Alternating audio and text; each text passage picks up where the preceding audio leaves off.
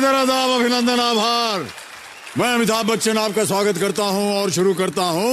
आज का दूसरा ये चैप्टर, पहला ही चैप्टर है कक्षा 6 का और ये दूसरा पार्ट है।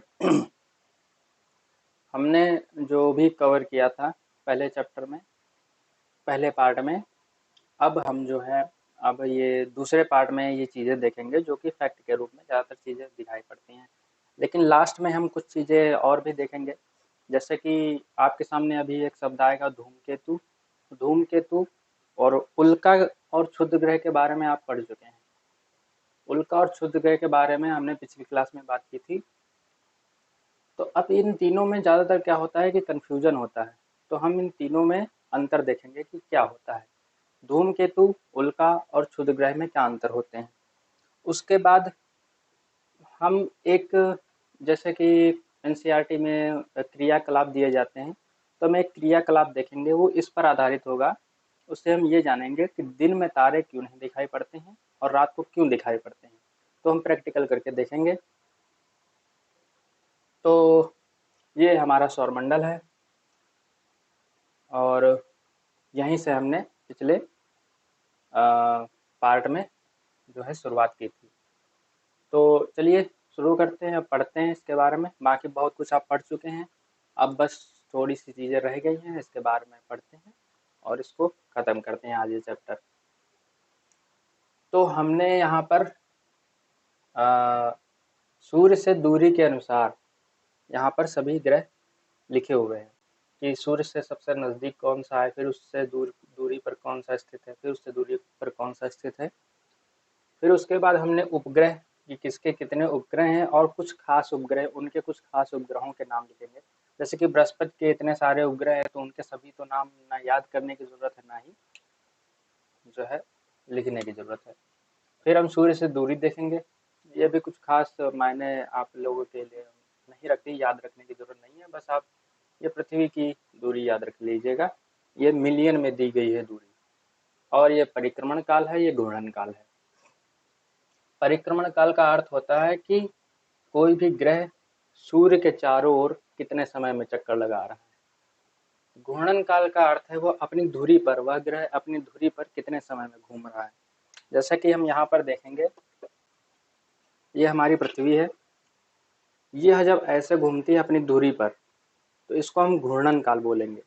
लेकिन मान लीजिए कि बीच में सूर्य है और घूर्णन करते हुए ये चक्कर लगा रही है, इसका चक्कर लगा रही है, तो इसको हम इसका परिक्रमण काल बोलेंगे। तो कितने समय में लगाती है पृथ्वी सूर्य की परिक्रमा पृथ्वी कितने समय में करती है, सभी आप लोग जानते होंगे। नहीं। तो चलिए शुरू करते हैं। जैसा कि आप देख रहे हैं कि पहला ग्रह है बुध। इसका अपना खुद का कोई उपग्रह नहीं है, उपग्रह है ही नहीं।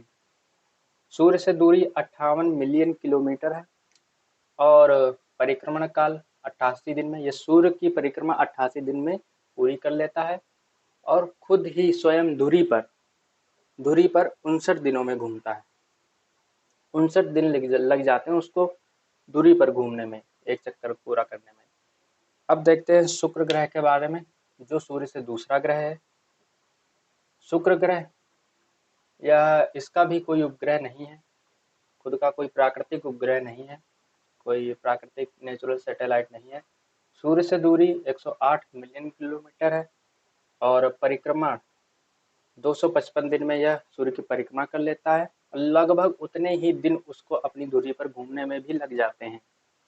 तो ये हमने पहले भी डिस्कस किया था पिछले वीडियो में कि ये इतना गर्म ग्रह क्यों होता है। उसके दो कारण हैं, एक तो ग्रीन हाउस गैसेस बहुत ज़्यादा मात्रा में पाई जाती हैं, दूसरा कारण आपको यहाँ पर नज़र आ रहा है कि जितने समय में यह तो अपना सूर्य का चक्कर लगाता है, लगभग उतना ही समय, बस आपका 12 दिनों का अंतर है, लगभग उतना ही समय यह खुद की, मतलब कि इसको खुद इस तरह से अपनी धुरी पर घूमने में, एक चक्कर पूरा करने में 243 दिन लगेंगे और सूर्य का पूरा चक्कर लगाने में 255 दिन लगेंगे। तो इससे होगा क्या कि एक हिस्सा सूर्य की तरफ ज़्यादातर रहेगा, बहुत ही धीमे धीमे घूमेगा, तो ज़्यादातर एक हिस्सा सूर्य की तरफ रहता है। तो उससे क्या होगा, इस ग्रह को उस सूर्य से ऊष्मा ज़्यादातर समय के लिए प्राप्त होती रहती है और ग्रीन हाउस गैसों के प्रभाव के कारण और भी ज़्यादा गर्मी बढ़ती जाती है। इसलिए यह हमारे सौरमंडल का सबसे गर्म ग्रह है, सबसे गर्म ग्रह। लेकिन आप लोग सोच रहे होंगे कि बुध तो सूर्य के सबसे पास है तो इसको सबसे गर्म होना चाहिए, लेकिन नहीं, ऐसा नहीं है। बुध ग्रह का खुद का कोई खास वायुमंडल नहीं है, इसलिए यहाँ पर ऊष्मा जो भी सूर्य से मिलती है वह ज़्यादा देर तक रुक नहीं पाती है, और जैसे ही उसके बुध ग्रह की जो एक हिस्सा अंधेरे की ओर जाता है, सारी ऊष्मा अंतरिक्ष में चली जाती है, क्योंकि खुद का कोई वायुमंडल नहीं है। तो वायुमंडल नहीं है तो आपका यहाँ पर कोई भी जो ऊष्मा होगी वह रोक नहीं पाएगा। तो ऊष्मा रोकने के लिए वायुमंडल का होना बहुत जरूरी है, और वायुमंडल में ज़्यादा ऊष्मा आपको रोकनी है तो ग्रीन हाउस गैसेस होना चाहिए, जैसे कि कार्बन डाइऑक्साइड। अब हम देख लेते हैं पृथ्वी के बारे में, जो सूर्य से तीसरा ग्रह है। तो हमारे पास केवल एक ही उपग्रह है, चंद्रमा, और पृथ्वी की सूर्य से दूरी 150 मिलियन किलोमीटर, 150 मिलियन किलोमीटर, लगभग 15 करोड़ किलोमीटर दूर है। और इसको परिक्रमण काल, ये सूर्य की परिक्रमा 1 वर्ष में करती है, और 1 वर्ष में कितने दिन होते हैं, 365 दिन। घूर्णन काल इसको हम लोग 1 दिन बोलते हैं, लेकिन अगर इसको एकदम उसमें देखें, डिटेल में एक्यूरेट देखें, तो 23 घंटा 56 मिनट और 4 सेकंड इतना समय लगता है इसको अपनी धुरी पर घूमने में। और इसी में जो समय बचता जाता है थोड़ा थोड़ा करके, जैसे कि यहाँ पर 4 मिनट और कुछ सेकंड बच रहा है, 3 मिनट कुछ सेकंड बच रहा है, तो जब ये जुड़ता जाता है 1 साल तक, तो वह लगभग 1 दिन के बराबर, फिर से वो 24 घंटे के बराबर लगभग बच जाता है। तो वही हमारा लीप वर्ष में 1 दिन ज़्यादा होता है, फरवरी हमारी 29 दिन की हो जाती है। अब हम देखेंगे, अब यहीं पर जैसे हम देख लेते हैं चंद्रमा के बारे में। तो चंद्रमा भी, जैसा कि हमने बताया था कि उपग्रह, जिस तरह से ग्रह सूर्य का अपने तारे का चक्कर लगाते हैं, उसी तरह उपग्रह अपनी पृथ्वी का या अपने ग्रह का चक्कर लगाते हैं। चंद्रमा है अपनी पृथ्वी का चक्कर लगाएगा, यह भी अपनी धुरी पर घूमता है जो उपग्रह होता है। तो अपनी धुरी पर घूमने में भी इसको 27 दिन लगते हैं, और पृथ्वी का चक्कर लगाने में भी इसको लगभग 27 दिन लगते हैं। तो इससे क्या होगा, इससे ये होगा कि चंद्रमा का एक भाग हमेशा पृथ्वी की ओर रहेगा, इसलिए चंद्रमा आपको हमेशा एक ही तरफ दिखेगा, उसका एक हिस्सा आपको पृथ्वी से देखने को मिलेगा। जब तक आप पृथ्वी पर रहेंगे आप चंद्रमा का एक ही हिस्सा देख पाएंगे। उसका कारण यही है कि जैसे मान लीजिए ये चंद्रमा है और ये पृथ्वी है, तो अगर ये इसका चक्कर 27 दिन में लगा रहा है तो अपनी धुरी पर भी ये 27 दिन में घूमेगा। तो जब 27 दिन में घूमेगा तो इसका एक हिस्सा हमेशा इसके सामने रहेगा, हमेशा एक हिस्सा सामने ही रहेगा। तो इस वजह से इसका एक भाग हमेशा दिखाई पड़ता है।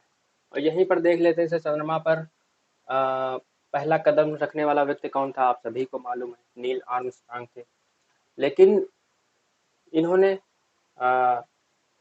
पृथ्वी पर इन्होंने पहली बार चंद्रमा पर कदम कब रखा था, तो वो है आपका 21 जुलाई 1969 में।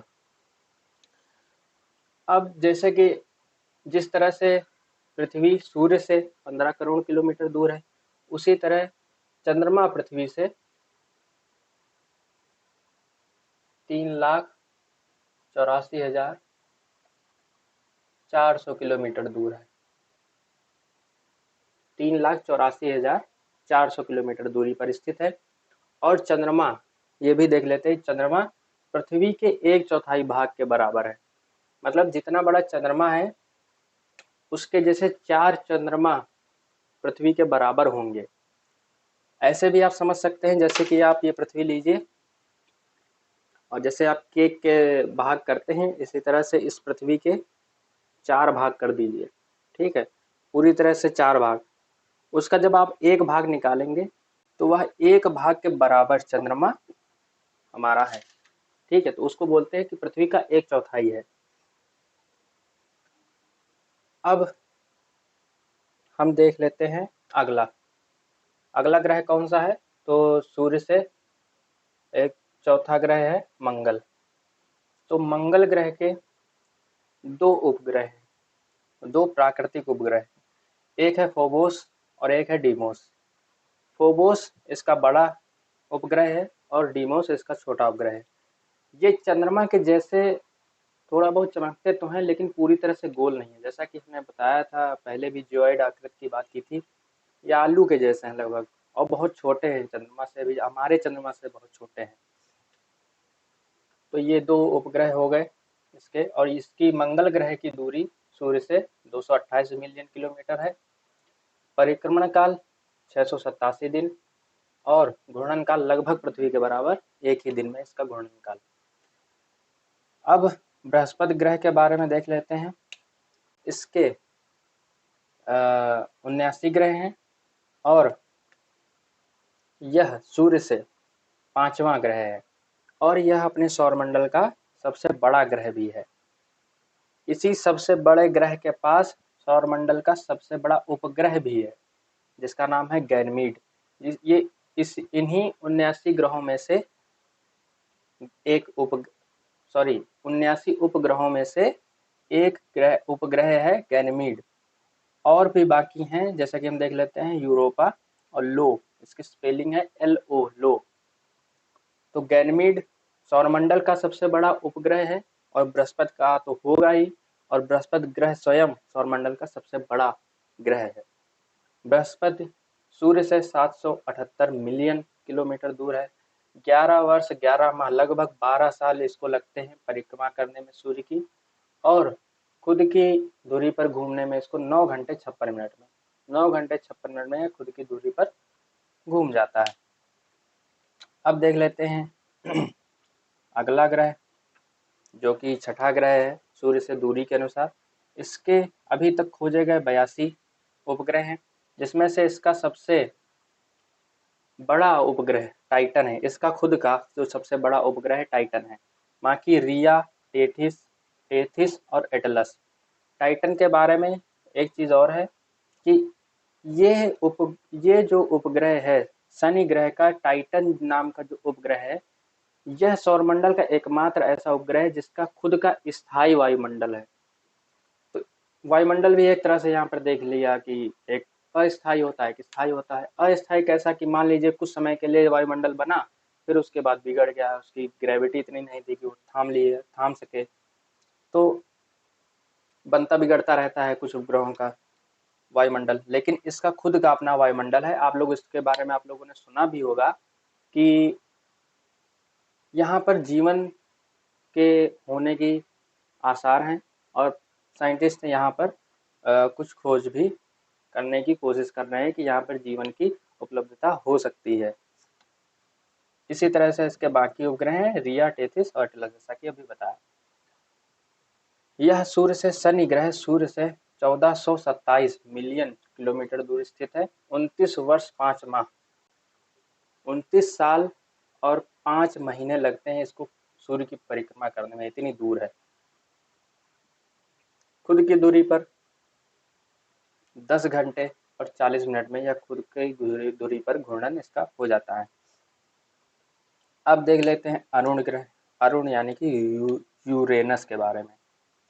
तो यूरेनस के अभी तक की खोजे गए 27 ग्रह हैं जिसमें से एक टाइटेनिया है। टाइटेनिया इसका सबसे बड़ा उपग्रह है। एक एरियल है, एक और है फार्डिलेनिया। तो फार्डिलेनिया इसका सबसे छोटा उपग्रह है। जो अरुण ग्रह का सबसे छोटा उपग्रह है फार्डिलेनिया, सबसे बड़ा उपग्रह है टाइटेनिया। टाइटन और टाइटेनिया में कंफ्यूज मत होइएगा। टाइटन शनि ग्रह का है, टाइटेनिया अरुण ग्रह का है। सूर्य से दूरी 2869 1969, 84 से इसको लगते हैं परिक्रमा करने में, घंटा मिनट लगते हैं इसको घूर्णन काल में। अब देख लेते हैं वरुण ग्रह के बारे में। वरुण सबसे आखिरी ग्रह है, 8वां। और इसके अभी तक खोजे गए 13 उपग्रह हैं, जिसमें से एक ट्राइटन है जो इसका सबसे बड़ा उपग्रह है। ट्राइटन ग्रह के बारे में भी आप लोगों ने बहुत बार सुना होगा। एक और उपग्रह है नेरीड। ठीक है, ये 2 उपग्रह खास हैं। ये ज़्यादा नाम याद रखने की जरूरत नहीं है, लेकिन हाँ, जिन पर मान लीजिए स्टार लगे हुए हैं इनको थोड़ा सा आप ध्यान में रखिएगा। और इस ग्रह की सूर्य से दूरी है 4496 मिलियन किलोमीटर। 164 साल लगते हैं, 164 वर्ष लगते हैं सूर्य की परिक्रमा करने में। वरुण ग्रह को सूर्य की परिक्रमा करने में 164 साल लगते हैं। घूर्णन 14 घंटे 7 मिनट में। तो ये हमने देख लिया यहाँ पर। अब हम कुछ चीज़ों के बारे में और बात करेंगे। अब यहाँ पर जैसे हम बात कर लेते हैं कुछ बौने ग्रहों के बारे में, उनके भी नाम जान लेते हैं। तो सबसे फेमस जो बौना ग्रह है, आप लोग कमेंट कीजिए आप लोगों को अगर पता हो जो सबसे फेमस है। पहले ग्रह रह चुका है, अब वह उपग्रह है। पिछले क्लास में हमने इसके बारे में शायद बात की थी।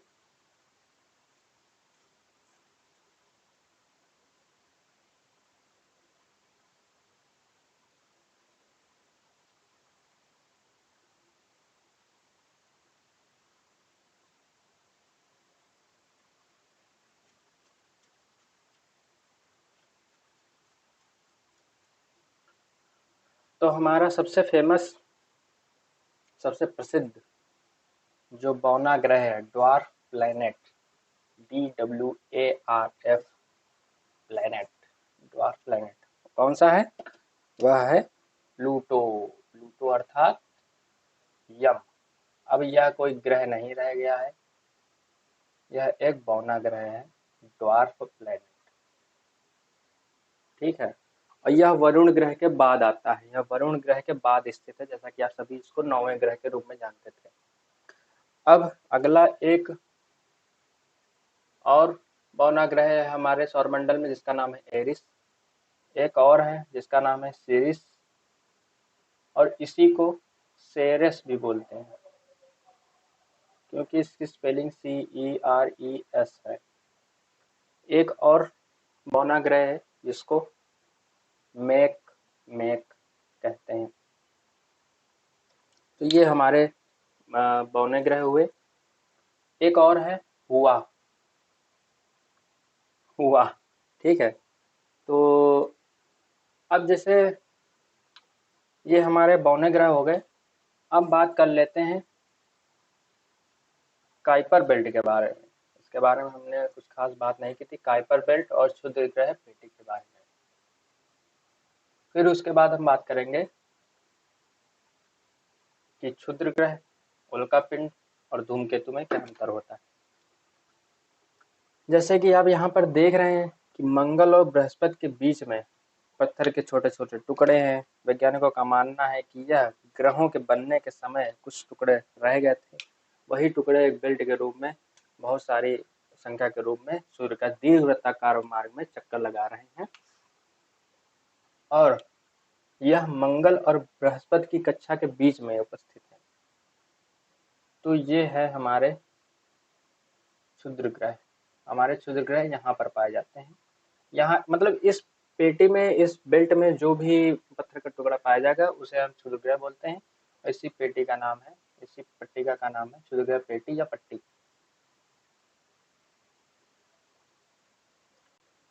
इनकी जो घूर्णन दिशा होती है, परिक्रमण दिशा जो होती है इनकी, पश्चिम से पूर्व की ओर होती है। पश्चिम से पूर्व की ओर अर्थात सुई की उल्टी दिशा में। जैसे मान लीजिए ये घड़ी है, तो जब घड़ी चलती है तो ऐसे चलती है घड़ी की सुई, लेकिन इसकी उल्टी दिशा में, अर्थात ये सूर्य का चक्कर ऐसे काट रहे हैं, उल्टी दिशा में सूर्य का चक्कर ऐसे काट रहे हैं। ठीक है, ये हमारे क्षुद्र ग्रह हो गए। अब जान लेते हैं काइपर बेल्ट के बारे में। ये जो बाहर आप देख रहे हैं, यहाँ पर अधिकतर धूमकेतु पाए जाते हैं। यह थोड़े से बड़े पत्थर होते हैं और सौरमंडल से बाहर की तरफ है। यह यम ग्रह के लगभग बाहर है, यम ग्रह से थोड़ा सा टच करते हैं वो, लेकिन वरुण ग्रह से थोड़ा सा ज़्यादा दूर है। तो इनके बारे में बात कर लेते हैं।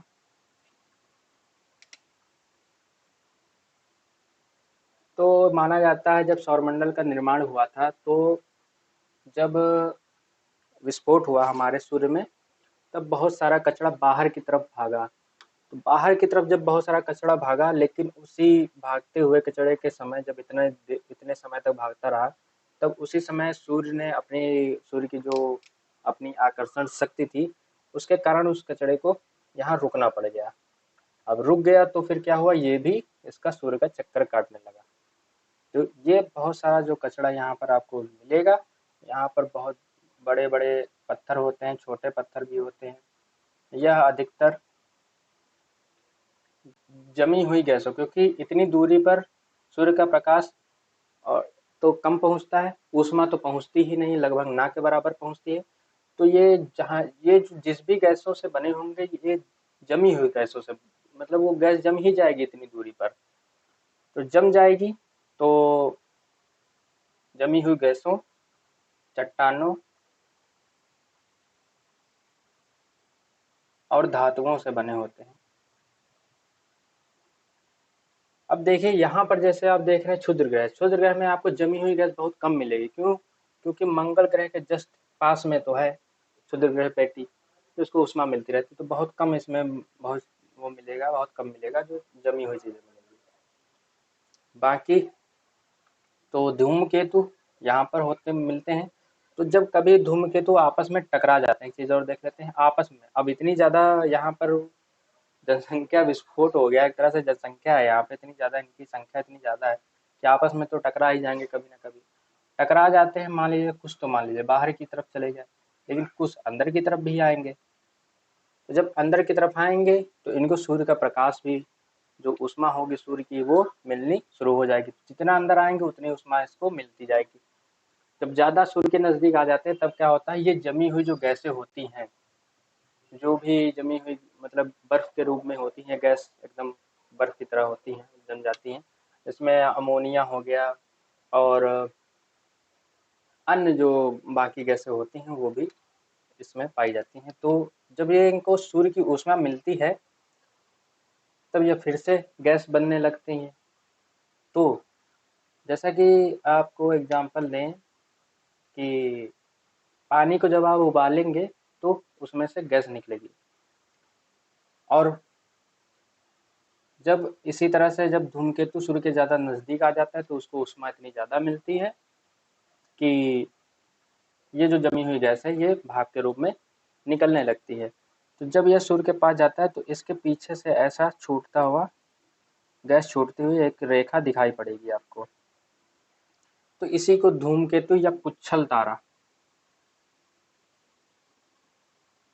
तारा कहते हैं। तो ये हमारे धूमकेतु और क्षुद्र ग्रह हो गए। अब जैसे कि हमने बात की थी कि क्षुद्र ग्रह, धूमकेतु और उल्कापिंड के बारे में हम देखेंगे कि थोड़ा सा कंफ्यूजन हो जाता है। तो उल्कापिंड, क्षुद्र ग्रह और धूमकेतु में अंतर क्या है, जैसा कि आप सभी लोगों के सामने या है ही कि क्षुद्र ग्रह और धूमकेतु में क्या अंतर है, तो इसके बारे में फिर से एक बार बात कर लेते हैं, लेकिन यहाँ पर एक बार और लिख लेते हैं उल्कापिंड, उसके बारे में भी देख लेते हैं। तो जैसा कि आप सभी ने पढ़ा, क्षुद्र ग्रह पेटी में जो भी पत्थर पाए जाते हैं वह क्षुद्र ग्रह कहलाते हैं, और जो काइपर बेल्ट में पाए जाते हैं वो ज़्यादातर धूमकेतु प्रकार के होते हैं, और वहाँ पर भी बड़े बड़े पत्थर के टुकड़े पाए जाते हैं। तो जब ये अंदर की तरफ आते हैं, ठीक, ये तो अंतर हो गया कि इनमें जमी हुई गैसें होती हैं, कुछ ताराएं यहीं से लगभग आते हैं ज़्यादातर, और यहाँ पर क्षुद्र ग्रह पाए जाते हैं। इन दोनों में ये अंतर हो गया, और ये भी अंतर होगा कि ये बेल्ट मंगल से बृहस्पति के बीच में पाई जाती है, और ये वरुण ग्रह के बाद इसकी बेल्ट पाई जाती है। और अब देख लेते हैं उल्कापिंड। तो उल्कापिंड वो हो गया जैसे कि इसी में से कोई, इन्हीं दोनों में से कोई भी, यहाँ पर भी ऐसा टक्कर होती रहती है आपस में। तो मान लीजिए कोई छोटा सा पिंड या उससे बड़ा पिंड पृथ्वी की ओर आ गया, या किसी अन्य ग्रह की ओर आ गया जिसमें वायुमंडल है, मंगल की ओर चला गया, बृहस्पति की ओर चला गया, शनि की ओर चला गया, शुक्र की ओर चला गया। तो जब आता है इस पृथ्वी की वायुमंडल में, जब प्रवेश करता है तब ये इनकी स्पीड इतनी ज़्यादा होती है, इतनी गति इतनी ज़्यादा होती है कि ये बहुत गर्म हो जाते हैं और जलने लगते हैं। तो जैसे ही जलने लगते हैं, उल्का का अर्थ होता है आग, आग का गोला, पिंड का अर्थ हुआ गोला, आग का गोला। तो आग के गोले के रूप में दिखाई पड़ने लगता है। ये हमारा मान लीजिए वायुमंडल हो गया। तो वायुमंडल में जैसे ही प्रवेश करेंगे तो उसके घर्षण के कारण ये जलने लगता है और पृथ्वी की ओर बढ़ने लगता है, या अन्य ग्रह जैसे हो गए उनकी ओर बढ़ने लगता है। तो उसे हम उल्का पिंड बोलेंगे। तो इन्हीं में से कोई पिंड अगर पृथ्वी की ओर, अन्य ग्रह की ओर आता है, उसकी वायुमंडल में प्रवेश करने से जलने लगता है या प्रवेश करता है, तो उसे हम उल्का पिंड बोलेंगे। यही उल्का पिंड जब पृथ्वी पर आकर के गिर जाते हैं, कुछ इतने बड़े नहीं होते हैं कि पृथ्वी तक पहुंच पाए। क्यों? क्योंकि जैसे कि मान लीजिए छोटा सा पिंड है, कोई इतना ही बड़ा है, इतना ही बड़ा है, मान लीजिए जितना बड़ा आपको ग्लोब दिखता है, इतना बड़ा कोई पिंड आएगा तो वह तो पृथ्वी के सतह तक पहुंचते पहुंचते तो जलकर राख हो जाएगा, उसकी राख ही पृथ्वी तक गिरेगी। लेकिन मान लीजिए कोई बहुत बड़ा पिंड है, वह पृथ्वी की ओर आ रहा है, तो मान लीजिए थोड़ा सा जल गया, जल पाया, और थोड़ा मान लीजिए इतना जल गया, आगे का हिस्सा, क्योंकि आगे से ही घर्षण कुछ ज़्यादा होता है, जलता है, और यहाँ पर रह गया, तो ये कुछ ऐसा रह गया मान लीजिए इतना, और यही हमारी पृथ्वी पर बहुत तेजी से टकराता है, तो एक क्रेटर का निर्माण होता है, अर्थात एक बहुत बड़े गड्ढे का निर्माण होता है। जब उसमें पानी भर जाता है तो उसे हम झील बोल देते हैं। तो ये हमारा अंतर हो गया उल्कापिंड, क्षुद्रग्रह और धूमकेतु में।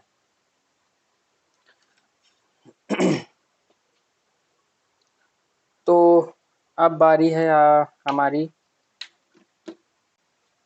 अब हमारी बारी है क्रियाकलाप करने की। ठीक है, तो क्रियाकलाप में हम फिर से वही देखेंगे जो हमने स्टार्टिंग में बात की थी कि दिन में तारे क्यों नहीं दिखाई पड़ते और रात को तारे क्यों दिखाई पड़ते हैं। अभी ये लाइट जल रही है, ये समझ लीजिए ये सूर्य है, और अभी जो आपको यहाँ पर दिखेगा मान लीजिए वो तारे हैं। ठीक है, तो अभी तो सूर्य उगा हुआ है। अब ये समझ लीजिए, अब हम उस पर आते हैं, अपना क्रियाकलाप करते हैं। इसमें जैसा कि दिया गया है बुक में कि आप एक पेज लें, कोई भी कागज लें और उसमें छेद कर दें बहुत सारे। ठीक है, मान लीजिए पेन से ही हम कर दे रहे हैं, उसमें सुई से लिखा हुआ है या बाकी कुछ भी, बहुत सारे छेद कर दे रहे हैं। अब छेद करने के बाद हमें क्या करना है, लाइट को ऑफ कर देना है, अर्थात सूर्य को अस्त कर देना है। ठीक है, सूर्य को अस्त कर देंगे तो इसको ऐसे सामने रखेंगे बोर्ड के, और यहाँ से लाइट फ़ोन से या टॉर्च से लगाएंगे, यहाँ से लाइट, तो यहाँ पर जो कुछ भी चित्र बनेगा वह आपके तारे होंगे। और जब ऐसे ही पोजीशन में मान लीजिए यहाँ से टॉर्च हम लगा ही रहे हैं, ऑन ही है टॉर्च, उसी समय हम सूर्य को भी उदय कर देते हैं, अर्थात लाइट को भी ऑन कर देते हैं। ये जो बड़ी लाइट चल रही है इसको ऑन कर देते हैं, तो यहाँ पर वो तारे गायब हो जाएंगे, यहाँ पर जो आकृतियाँ बनी होंगी वो गायब हो जाएंगी, लेकिन यहाँ पर टॉर्च जल रही होगी, वो यहाँ पर साफ साफ सही से नहीं दिखाई पड़ेगी। ठीक है, अब यहाँ पर हो सकता है कि ये लगी हुई है, इसकी वजह से थोड़ा सा रिफ्लेक्शन हो, लेकिन दिखता नहीं है। चलिए करके देखते हैं।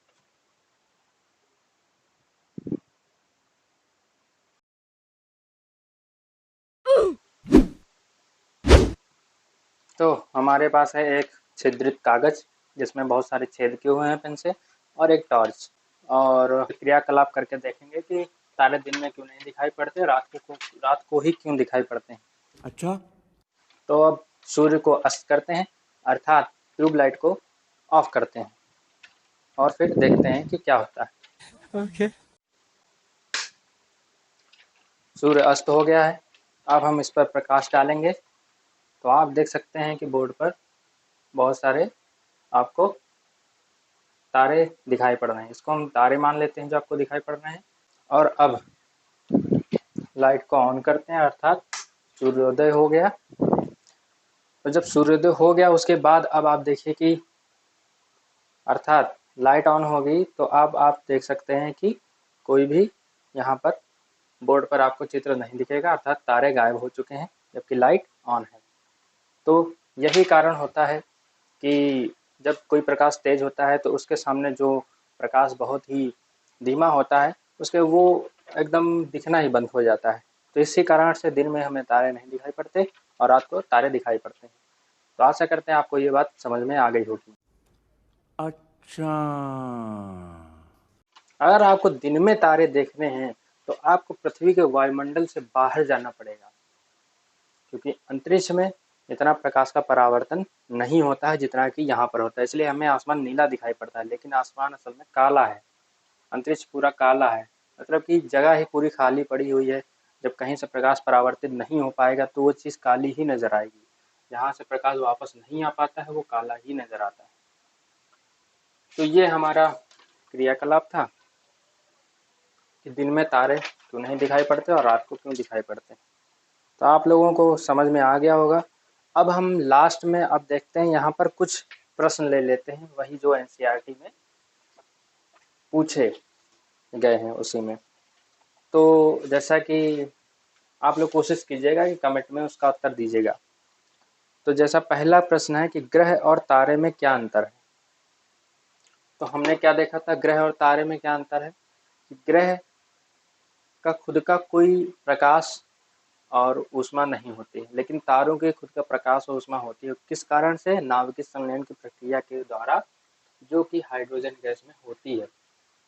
और अब अगला क्वेश्चन देख लेते हैं। ये तो ग्रह तारे में अंतर हो गया कि ग्रह का खुद का प्रकाश व ऊष्मा नहीं होती है और तारों की खुद की प्रकाश व ऊष्मा होती है। अब दूसरा क्वेश्चन देख लेते हैं, सौरमंडल से आप क्या समझते हैं। तो इसका आंसर क्या होगा, सौरमंडल क्या है कि एक तारा यानी कि सूर्य, कुछ ग्रह और क्षुद्र ग्रह, उपग्रह मिल करके एक सौर परिवार का निर्माण करते हैं। जो परिवार उससे निर्मित होता है उसे सौर परिवार कहते हैं। उसी सौर परिवार को हम सौरमंडल कहते हैं। तो यह सौरमंडल पूरी तरह से एक नियमित, जैसे कि आप सब देख लीजिए कि सभी ग्रह एक नियमित समय में चक्कर लगा रहे हैं सूर्य का, एक नियमित समय में घूर्णन कर रहे हैं। तो जब नियमित समय में ये सारी चीज़ें एक दूसरे से व्यवस्थित हो जाती हैं, सही से व्यवस्थित हो जाती हैं एकदम बढ़िया से, जैसे कोई परिवार अच्छा तभी माना जाता है ना कि जब उसके अंदर उस परिवार में कोई झगड़े ना हो रहे हो, एकदम शांति से सुखी से रह रहे हो, सब अपना अपना काम कर रहे हैं। तो ऐसा ही यहाँ पर भी है। तो सौरमंडल जैसा कि किसी तारे, कोई एक तारा हमारा सूर्य मान लीजिए, सूर्य, कुछ ग्रह, उपग्रह और क्षुद्र ग्रह और अन्य खगोलीय पिंड मिल करके जो एक परिवार का निर्माण करते हैं उसे हम सौरमंडल कहते हैं। तो ये अब तीसरा क्वेश्चन है, सूर्य से उनकी दूरी के अनुसार सभी ग्रहों के नाम लिखें। तो अभी हमने लिखा था सभी ग्रहों के नाम सूर्य से दूरी के अनुसार कौन सा है। पहला है बुध, दूसरा शुक्र, फिर पृथ्वी, फिर मंगल, बृहस्पति, शनि, अरुण, वरुण। ये 8 ग्रह हो गए। अब चौथा क्वेश्चन लेते हैं, पृथ्वी को अद्भुत ग्रह क्यों कहा जाता है। इसके बारे में तो हमने बात नहीं की, लेकिन ये इसके बारे में आप सभी को पता जरूर होगा। तो यही एकमात्र ग्रह है हमारे सौरमंडल में, और हमने जो भी अभी तक खोजें की हैं जिन ग्रहों की, उपग्रहों की, उनमें से सिर्फ यही एक ग्रह है जिस पर जीवन है। जीवन क्यों है? क्योंकि यहाँ जीवन के लिए जरूरी तत्व मौजूद है। जैसे कि यहाँ पर पोषक, एकदम पोषक मिट्टी मौजूद है, लेकिन मिट्टी होने से ही सिर्फ काम नहीं चलेगा। वायुमंडल ऐसा होना चाहिए कि सूर्य की हानिकारक किरणों से बचाव हो सके। तो यहाँ पर अच्छा खासा वायुमंडल भी है जो सूर्य की हानिकारक किरणों से बचाव करता हो। वायुमंडल में ग्रीन हाउस गैसें बहुत ज़्यादा ना हो, बहुत कम भी ना हो। बहुत कम ग्रीन हाउस गैसें होंगी तो इस ग्रह का खुद की जो ऊष्मा होगी, खुद की तो ऊष्मा नहीं होती, सूर्य से जो ऊष्मा लेगा वह तुरंत ही परावर्तित कर देगा अंतरिक्ष में। तो बहुत ठंडी रहेगी पृथ्वी रात में। तब भी जीवन जो है, क्योंकि ये एक ही घंटे 24 ही घंटे में घूर्णन कर लेती है, तो 12 घंटे आपका बहुत ठंडी रहेगी और बाहर 12 घंटे आपकी बहुत गर्मी रहेगी।